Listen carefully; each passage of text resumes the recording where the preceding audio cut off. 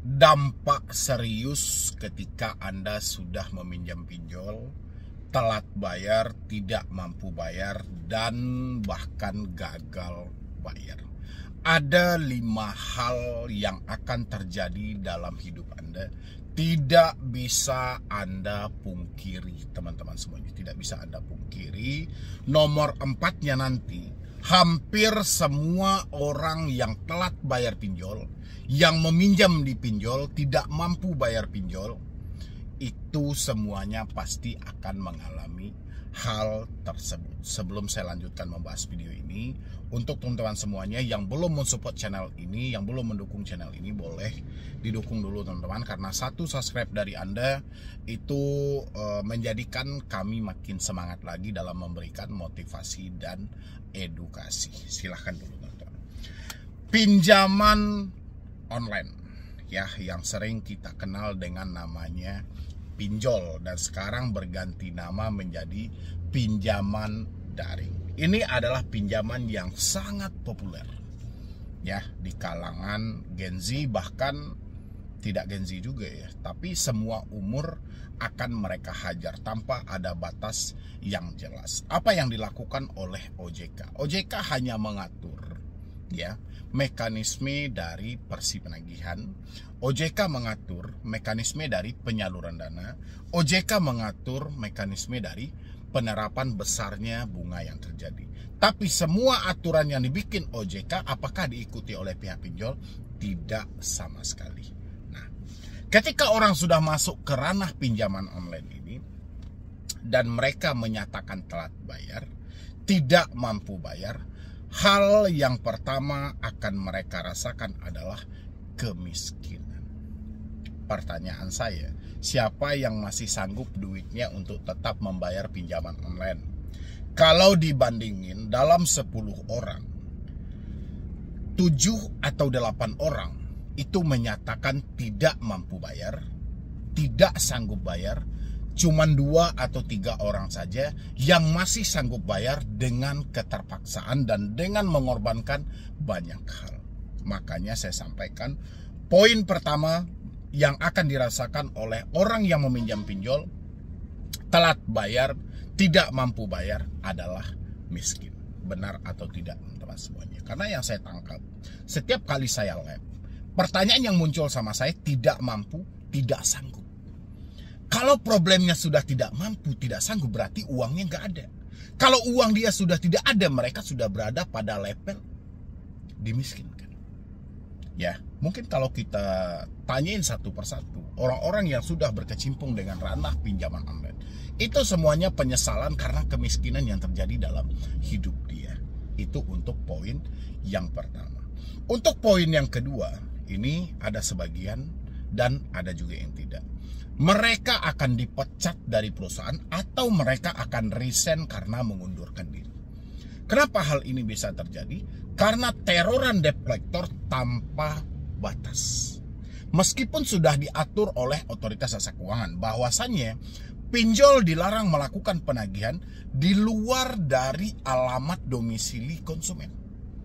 Pinjol dilarang melakukan penagihan dengan ancaman dan mempermalukan. Tapi fakta yang terjadi di lapangan, pinjol menghubungi sampai ke perusahaan si debeturnya. Ketika pinjol menghubungi sampai ke perusahaan si debetur, apakah si debetur tenang-tenang saja? Tidak. Muncul sebuah kekhawatiran yang sangat besar, ya, sehingga dia tidak tahan malu, dia sudah tidak tahan lagi untuk di sana, semua problem terkumpul dalam pemikirannya. Alhasil dia mengambil satu keputusan, saya harus resign.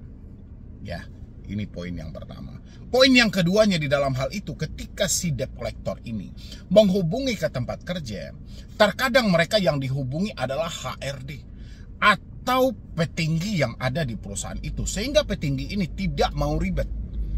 Dia memanggil karyawan dia dan langsung dipecat hari itu juga. Ya, itu hal yang kedua akan terjadi pada orang-orang yang meminjam pinjol menyatakan telat bayar, tidak mampu bayar. Ya, jadi yang pertama dimiskinkan, yang kedua akan dipecat. Untuk hal yang akan terjadi di nomor 3-nya, teman-teman semuanya, ini banyak juga yang saya perhatikan gitu loh ya. Orang-orang akan kehilangan aset mereka, bahkan aset mereka nyaris tidak tersisa lagi kalau mereka sudah masuk ke ranah pinjaman online. Yang biasanya berangkat kerja pakai motor, motornya sudah tergadai atau terjual. Yang biasanya masih bisa ada aksesoris dengan cincin emas, anting dan segala macam, dan sekarang sudah berganti dengan plastik yang ditempelkan di kuping dia gitu ya, atau gelang dari benang yang dia pakai di tangan dia gitu ya. Itu sudah pasti akan mengarah ke sana, karena poin yang pertama tadi, hal yang pertama terjadi tadi, kemiskinan ya, dan hal yang kedua itu mereka akan resign atau dipecat. Hal yang ketiga, aset mereka akan hilang. Banyak kok orang-orang yang sudah kehilangan motor, yang saat ini motornya yang dia beli secara cash sekarang sudah menjadi kredit lagi. Mereka harus mencicil ke Pegadaian, mencicil ke bank. Yang dulu mereka punya tanah, warisan, harta, segala macam, sekarang tanah itu sudah dijual demi menutupi hutang-hutang yang ada. Tapi hutang ini tidak selesai.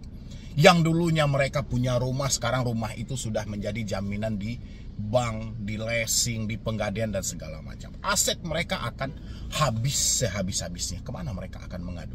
Nggak ada selain ke jalur langit. Mereka cuma bisa mengadu sama Yang Maha Kuasa. Mereka mengadu sama OJK.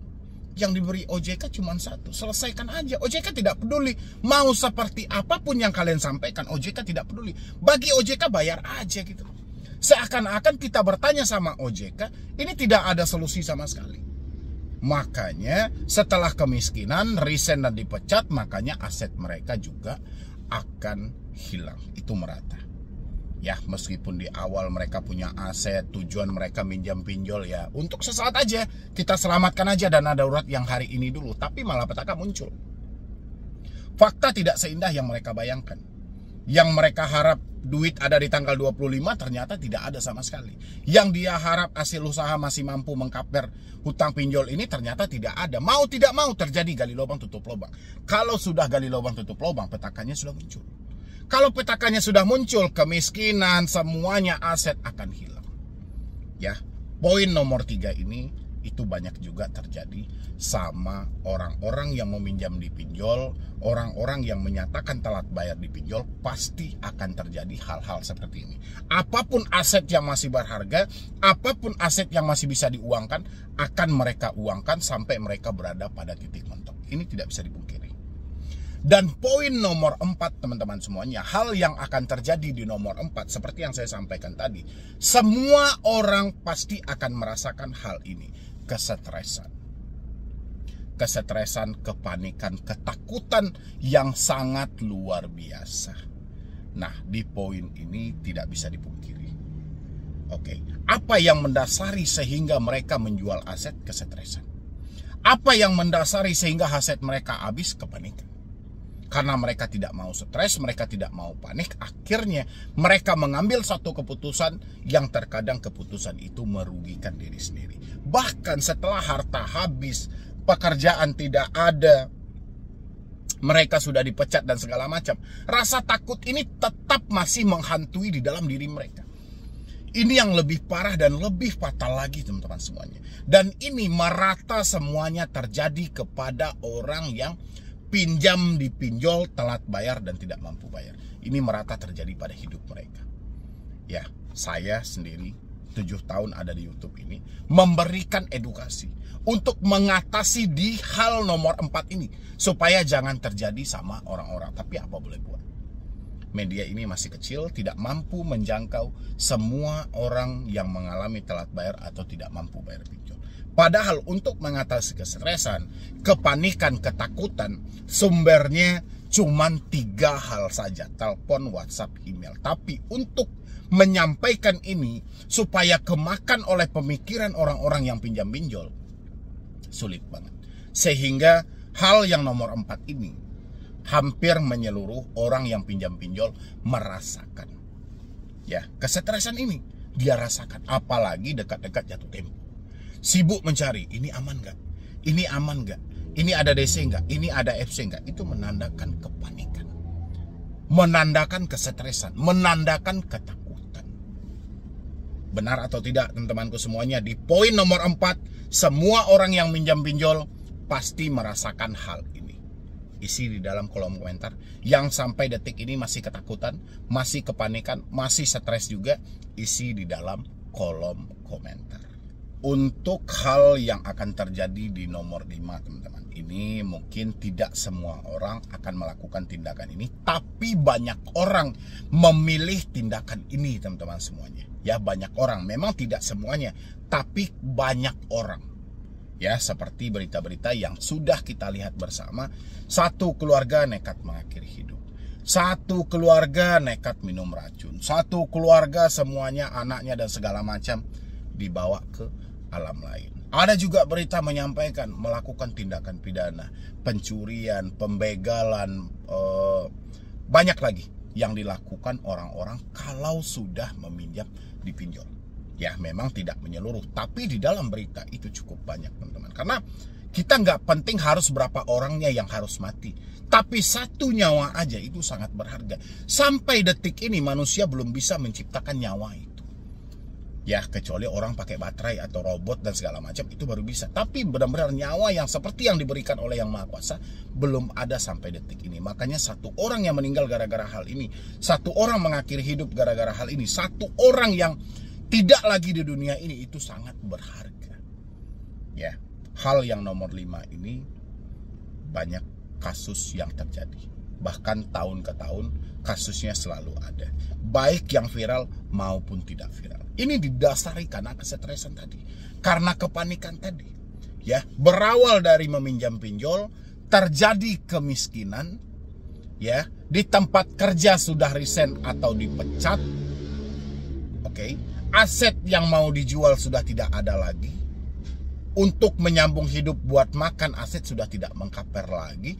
Terjadi kesetresan dan kepanikan sampai diakhiri dengan mengakhiri hidup, meminum racun dan segala macam.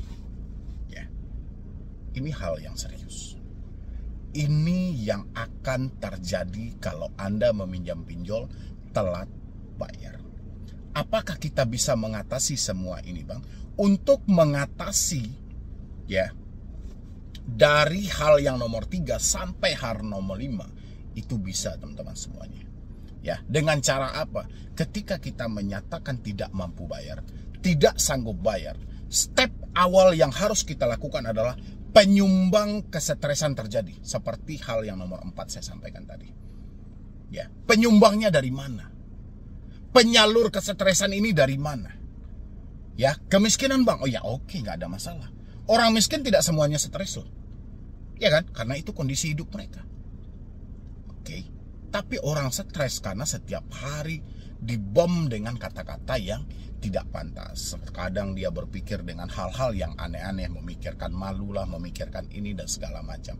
Makanya saya bilangin, untuk menyelamatkan supaya hal yang nomor 3 sampai nomor 5 tidak terjadi, Anda bisa putus semua komunikasi yang terjalin atau terhubung di pinjaman online ketika sudah menyatakan telat bayar atau tidak mampu bayar. Sebelum 3 hal itu terjadi sama diri Anda, mulai dari hal nomor 3 sampai di nomor 5. Paham teman-teman semuanya? Benar atau tidak seperti itu yang terjadi sama diri Anda?